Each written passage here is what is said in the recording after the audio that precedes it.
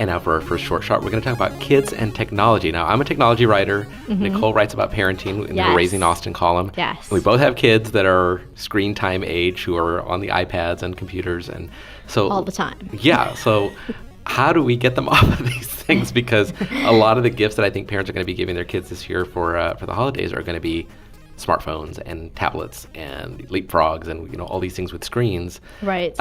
What's been your strategy of dealing with that? So my strategy has been, now first of all, I have an 11-year-old daughter and a almost 14-year-old son, and there are some weekends I don't see them because they have barricaded themselves in their room and they're on the computer. So what I like to do is just say, okay, we're done right now. We're done. We're going to go do some family things.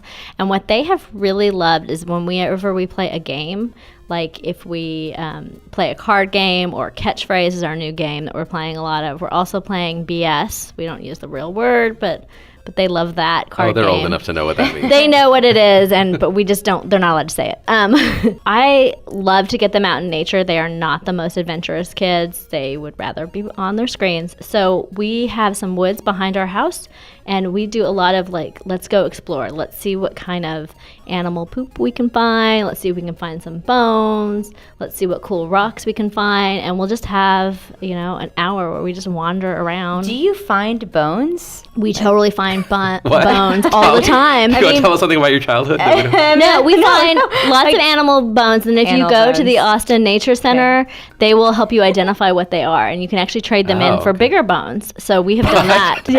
Yes, you can trade in bones. But I like going out and poking a nest and hey kids, real angry birds. Look. Exactly. So you're saying the first tip is to engage them with Battle of Wits. So board games, and the second to introduce an element of danger. Right. Via exploration. Right. Now, as far as limit, there's a guideline of 2 hours of screen time, which includes TV and computer, which seems a little unrealistic. Impossible. If your kids are using this stuff for schoolwork and for education, it becomes demanding. How have you handled screen time? Do you set a limit at all? I'm the worst parent ever, but no, I don't. And part of the reason is that my son needs his computer for school. So it would be really impossible to do that. What I do try and do is to break them away from it.